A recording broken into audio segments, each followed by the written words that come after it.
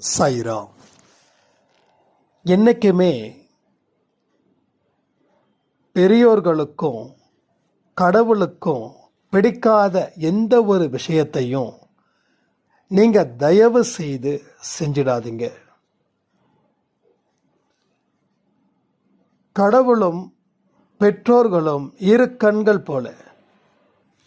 இந்த இரண்டு கண்களையும் மதிக்கிறவன் வாழ்க்கையிலே எந்த இடத்துலையும் தோல்வியை அவன் தழுவவே மாட்டான்.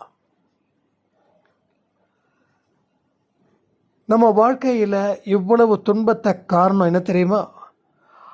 அந்த இரண்டு கண்களை நாம் மதிக்காம மூன்றாவதாக நமக்கு ஒரு கண் இருக்குதுன்னு அதில் இந்த உலகத்தை பார்த்ததால் வந்த துன்பம்.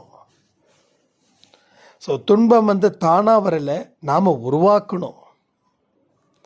துன்பத்தை உருவாக்கி அதில் நம்ம வாழ்க்கையை அர்ப்பணித்தோம். எதை முன்மாதிரியாக வைத்தோமோ அது போல தான் நம்ம வாழ்க்கை இருக்கும். ஸோ நம்ம வாழ்க்கையில் துன்பத்தை மட்டும்தான் நம்ம ஹீரோவாக்கணும். அது எந்தெந்த வழியிலெல்லாம் போதோ அந்தந்த வழியில் போகணும். இது பண்ணுறது தப்புன்னு தெரிஞ்சும் நாம் அந்த தப்பை தொடர்ந்து செஞ்சதன் விளைவு இன்னைக்கு யாராலையும் காப்பாற்ற முடியாத ஒரு மனுஷனாக நாம் இங்கே வாழ்ந்துக்கிட்டு இருக்கோம். ஒவ்வொரு துன்பங்களும் அளவிட முடியாத பெரும் துன்பமாக மாறுகிறது. வானத்தையும் பூமியையும் அளக்க முடியாதது போல உங்கள் துன்பத்தையும் தீர்க்க முடியாத லெவலில் அந்த துன்பம் இருக்குது. இதுதான் உண்மை. இந்த உண்மையை தெரிஞ்சுக்கிட்ட நீங்கள் என்ன செய்யணும்? அதை தீர்க்க முடியாதுன்னு சொல்லிட்டாங்களே, இனி நான் என்ன செய்ய முடியும்? அதனால் இந்த உலகம் என்ன சொல்லுதோ, இந்த துன்பம் என்ன கொடுக்குதோ அதை ஏற்றுக்கலான்னு சொல்ல போகிறீங்களா? இல்லை கடவுளுடைய பலத்தால் என்னுடைய உழைப்பால் இந்த துன்பத்தை நிச்சயமாக என்னால் தீர்க்க முடியும் அப்படின்னு சொல்ல போகிறீங்களா? இந்த ரெண்டில் ஒன்று தான். அது எதை முடிவு பண்ணணுன்றது நீங்கள் தான், கடவுள் இல்லை.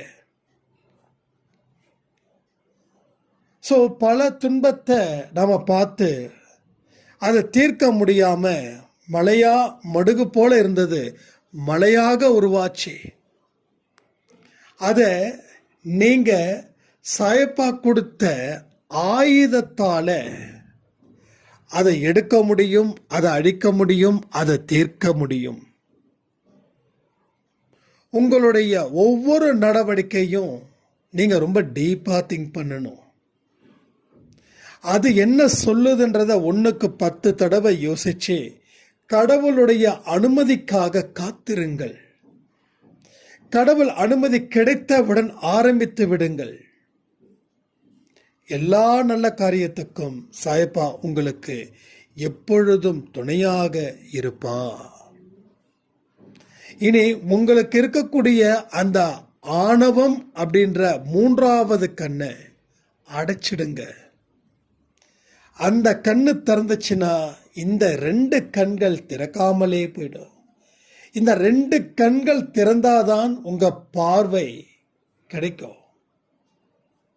அந்த பார்வையால் தான் உங்கள் பயணம் பார்க்க முடியும், பயணத்தை தொடர முடியும். இங்கே இருக்கிற ஒட்டுமொத்த எல்லா மக்களுக்கும் சாயப்பாவுடைய ஆசீர்வாதம் பரிபூரணமாக இருக்கிறது.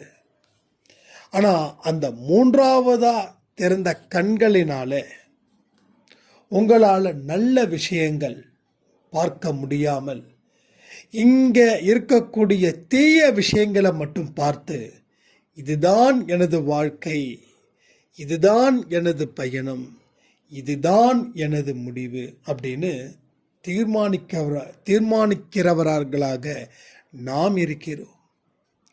இதை அகற்ற வேண்டும், இதை நிறுத்த வேண்டும்.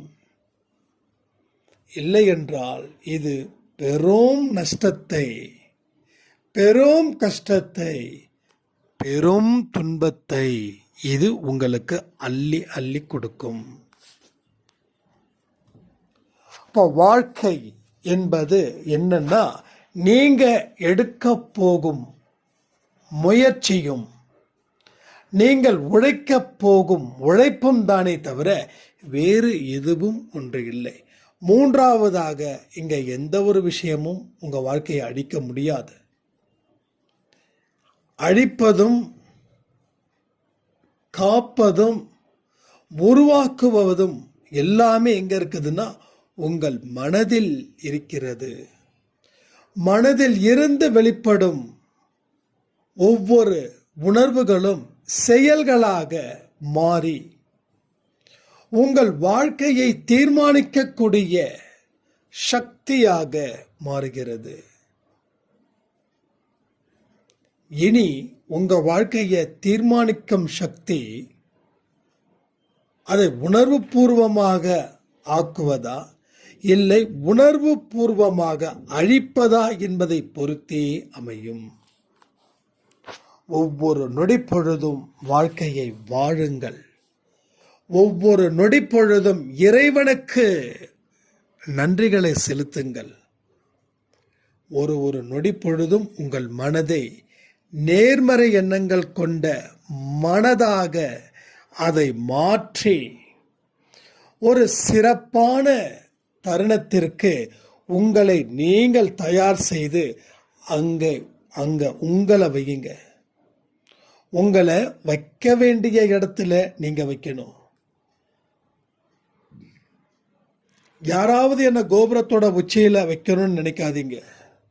யாராலையும் அது முடியாது. அப்படியே ஒருத்தர் உங்களை கோபுர உச்சத்தில் உட்கார வச்சாலும் அவரே உங்களுக்கு முடிவு கட்டுபவராகவும் இருப்பார். அதனால நீங்க சுயமா சிந்திங்க, நீங்க சுயமா செயல்படுங்க. சுயமாக சிந்திப்பதினாலேயும் சுயமாக செயல்படுவதன் மூலமாகவும் கடவுள் கொடுத்த உன்னதமான உயர்வான வாழ்க்கையை நீங்கள் வாழ முடியும், சரித்திரம் படைக்க முடியும். எல்லா தெய்வங்களும் உங்களுக்கு துணை இருக்கிறது.